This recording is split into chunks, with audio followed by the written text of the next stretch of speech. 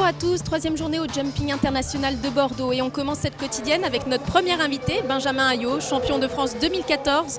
Bonjour Benjamin. Bonjour. Alors on ne vous avait plus vu depuis fin 2014 et votre titre de champion de France, on vous a retrouvé sur les terrains de concours fin 2016. Que s'est-il passé en cours de route? En cours de route, je menais un attelage pour l'IFCE, l'Institut français du cheval. Et donc on a pris la décision de partir avec nos propres chevaux et puis avec un autre partenaire. Donc le temps de préparer les chevaux, de reconstruire en fait, parce que c'est 5, 6, 10 chevaux à préparer. Ça prend un peu de temps. Donc on a dit on va faire une grande pause en 2015. Pendant ce temps-là, on a fait aussi beaucoup de spectacles et beaucoup d'événementiels. D'accord, alors justement le spectacle c'est une part importante aussi de votre vie. Est-ce que vous avez des projets à ce niveau-là? Oui, on a tout le temps des projets. Mon métier c'est d'amener des chevaux dans des lieux insolites pour faire de la publicité, pour amener des chevaux dans des endroits où on ne les attend pas et de faire beaucoup de mise en scène. Alors vous avez aussi créé votre entreprise parce que vous vous dédiez aussi à côté à l'enseignement. Est-ce que vous pouvez m'en dire un petit mot justement? Je considère en fait que l'équitation est un tout, l'attelage est une partie, on fait beaucoup de spectacles, j'ai monté en dressage en concours, j'ai fait beaucoup de différentes disciplines et les chevaux, pour moi la pratique de l'équitation est très vaste et c'est en abordant toutes les disciplines on s'aperçoit qu'il y a des clés en équitation que l'on peut trouver pour l'attelage en travaillant sur le plat à cheval.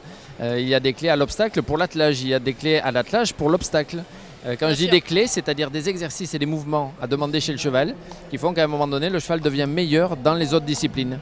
Une fois qu'on découvre tout ça, on le partage, on développe l'enseignement, puis l'entraînement. Donc j'entraîne beaucoup de gens dans plein de disciplines différentes, justement parce que en pratiquant toutes ces disciplines-là, je m'aperçois qu'il y a des choses évidentes qui sont en train de ressortir, comme un sportif, un sprinter fait de la natation, des étirements, de la musculation. Eh bien, un cheval a besoin de faire plein de choses pour être le plus équilibré possible dans sa discipline. Alors, l'attelage, c'est une grande équipe, justement.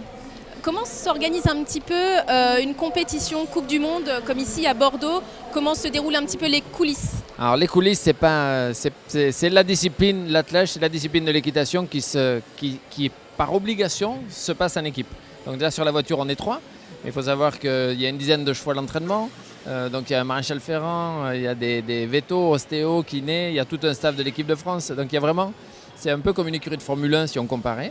Et donc il y a plein de gens derrière, des petites mains derrière. Il y a le meneur qui lui donne la direction, l'orientation de l'ensemble dans la gymnastique des chevaux. Mais il y a évidemment beaucoup de gens qui participent à la fois dans la préparation des chevaux, dans la préparation du matériel, dans l'équilibrage de la voiture, dans toute la partie logistique, mécanique. On déplace beaucoup de matériel. Beaucoup de chevaux, beaucoup d'hommes. Et c'est une aventure humaine et sportive qui est comparable à la vie d'une entreprise dynamique, on va dire. Mais il faut la rendre la plus dynamique possible. Bon, Bordeaux, c'est une étape importante pour vous aujourd'hui. Quels vont être un peu les objectifs de la saison, justement?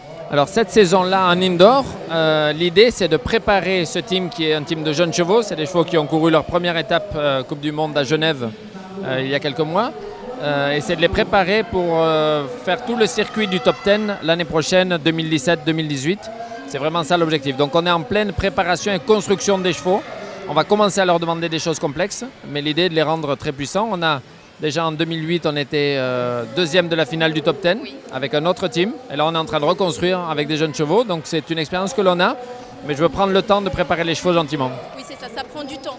Ça prend du temps. Je veux dire, la construction d'un cheval de haut niveau en attelage est assez rapide. On arrive à l'accélérer par plein de procédés, mais ça se compte en années quand même. Merci beaucoup Benjamin et je vous propose qu'on découvre ensemble votre première manche de Coupe du Monde ici à Bordeaux. Merci. Merci. À bientôt. Au revoir.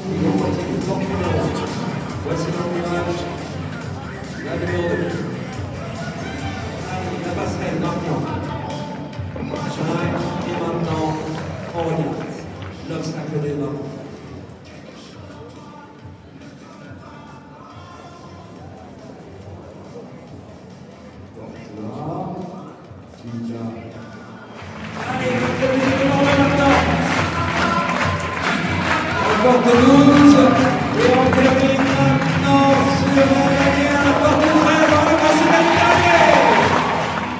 De retour en plateau avec notre deuxième invité Simon Delestre. Bonjour Simon. Bonjour.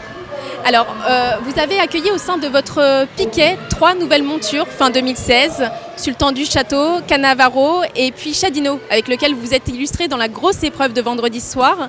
J'aimerais un petit peu avoir votre retour sur ce parcours et les premières impressions. Alors Chadino, oui, c'est un cheval qui est arrivé après les Jeux chez moi. Il avait déjà quand même eu de très bons résultats fin d'année dernière et notamment une 5e place dans la finale du Global Tour à Doha avec un triple sans faute. Il était 5e du Grand Prix à Oslo. Derrière, il a sauté à Mechelen. Il était aussi sans faute dans le Grand Prix de la ville. Il était à Bâle aussi 3e du 2e Grand Prix. À Leipzig, il gagne le Grand Prix. Et ici, il regagne. Donc je dirais que c'est un début quand même fort moi je pense toujours, mon avis, normalement il faut quand même quelques mois, voire entre 6 et 8 mois pour vraiment faire couple avec le cheval. Oui. Mais là j'ai eu la chance que ça aille assez vite. Donc si j'ai encore la même progression, on ne sait pas où il va s'arrêter. C'est prometteur. Mais c'est vraiment un cheval extraordinaire. Et quelle est la place justement de ces nouvelles montures au sein de votre piquet aujourd'hui ? Alors je dirais que là aujourd'hui Chadino lui intègre directement l'équivalent des chevaux de Grand Prix qui sont Ryan Classic, Chezal et lui. Mais bon, quand tu regardes le programme et le Jump Fax, il n'y en a jamais trop parce que c'est vrai que la saison va être lourde. Je suis vraiment content que Ryan puisse redébuter ici et ressauter parce qu'aujourd'hui il faut entre 4-5 chevaux de Grand Prix pour pouvoir être présent sur tous les événements. Parce qu'aujourd'hui, avec tous les concours qui augmentent et puis la qualité et le niveau qui augmente, il nous faut presque à chaque concours 2 chevaux de Grand Prix. Donc c'est vrai on n'a jamais trop de chevaux de qualité. Alors vous me parliez du retour de Ryan, on va en faire un petit point justement. Vous avez fait un retour remarqué vendredi avec un beau parcours. Ryan avait été hors du circuit pendant plusieurs mois, depuis août 2016. Vos premières impressions sur ce retour? Comment Ryan, va le cheval? Ce qui est toujours incroyable avec lui, c'est quand il reprend le concours, c'est presque comme s'il n'avait jamais arrêté. Et ça, c'est toujours quelque chose qui me surprend parce qu'il retrouve ses marques sur quelques sauts et l'impression qu'il est déjà prêt à faire le Grand Prix. Donc voilà, c'est une joie immense, bien sûr. Aujourd'hui, j'ai le sentiment que vraiment, il est à quasiment 100% de ses capacités. Alors bien sûr, il manque un peu de conditions de concours, un peu de musculation de concours, mais le sentiment était comme je le connais, donc ce qui est très encourageant et vraiment pour la suite, qui me permet de penser que voilà, il faut quelques concours pour qu'il se remette dans le bain et puis je vais retrouver vraiment le cheval que je connais, le cheval que je dois avoir. Donc c'est vraiment beaucoup de bonheur parce qu'après Rio, on ne sait jamais comment il se remet d'une blessure. Après, quand on avait fait tous les examens, c'était une blessure qu'il avait déjà eue une fois à Miami. C'est une blessure qui, en fait, c'est le trochanter, c'est un petit muscle dans la fesse, pas un muscle, c'est un petit os dans la fesse où il avait une fêlure. Et c'est pas une zone qui est vraiment soumise à effort quand on saute. Quand le problème arrive, c'est très douloureux.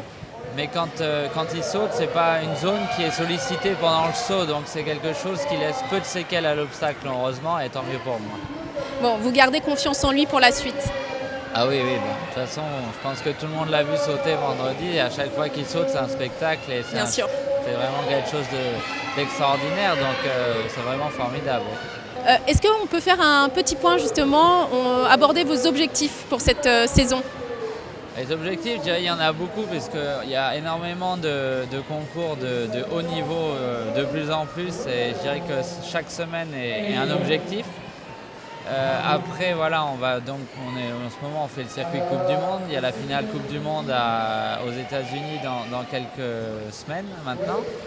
Donc ce serait bien, je ne suis pas loin d'être qualifié. Normalement, ça ne doit pas être loin de rentrer, mais si je pouvais prendre quelques points ce soir, ce serait bien. Après, il y a le circuit extérieur qui va débuter avec le circuit du Global, plus les Coupes des Nations et le Championnat d'Europe. Donc ça fait quand même beaucoup de circuits et beaucoup de concours à mener de front. Et c'est là que je disais qu'il faut un piquet de chevaux plus qu'étoffé pour pouvoir être présent sur tous les fronts.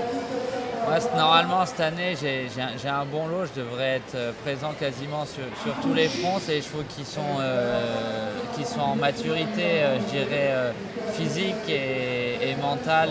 C'est des chevaux entre 12 et 13 ans, que ce soit Ryan, Chezal, Chadino et Classique. Donc ils sont normalement à la force de l'âge pour ce niveau-là. Merci beaucoup Simon d'avoir été avec nous. Avec plaisir. On se retrouve tout de suite sur la reconnaissance du Grand Prix Coupe du Monde pour décrypter un petit peu les difficultés du parcours et puis pour voir aussi les résultats. Tout à fait, je vous dis à tout de suite. Et quant à nous, on se retrouve dès demain. Comme d'habitude, de toute façon, un parcours difficile, comme à chaque fois. La reconnaissance, moi je trouve toujours ça difficile. Des fois, c'est dur d'apprécier le nombre de sans fautes comme ça. Mais je pense que c'est quand même un parcours très, très délicat avec beaucoup de choix et de chaque obstacle. Il faut vraiment monter à 100% parce que je pense qu'on peut avoir une faute sur n'importe quel obstacle. Toutes les lignes sont délicates. Le triple qui vient assez tôt dans le parcours avec un gros auxerre à l'entrée. Il y a 3-4 verticaux, dont le dernier avec une palanque toute jaune et assez haute qui va vraiment faire son travail. Le double, il y a une ligne aussi à la fin, 10-11, le double, 5 foulées un peu belles avec un gros vertical à l'entrée. Non, je pense qu'il faut vraiment être vigilant partout. Et oui, contre toute attente, la palanque numéro 5 a posé problème à de nombreux cavaliers. Simon Delestre en a notamment fait les frais, tout comme Patrice Delaveau. La moitié des engagés se sont toutefois qualifiés pour le barrage, mais sur les 19 en lice, seulement 6 ont signé un double sans faute.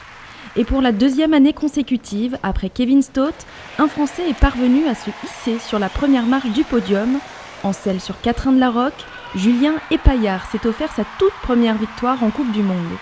Avec presque 2 secondes d'écart, le Normand a coiffé au poteau le Néerlandais Léopold Van Asten, associé à Zidane VDL Group. Sont venus compléter le podium l'Allemand Guido Clateux sur Kingay. Malgré 20 points engrangés à Bordeaux, Julien ne jouera pas la carte de Göteborg pour tenter de décrocher son ticket pour la finale de la Coupe du Monde à Omaha aux États-Unis fin mars.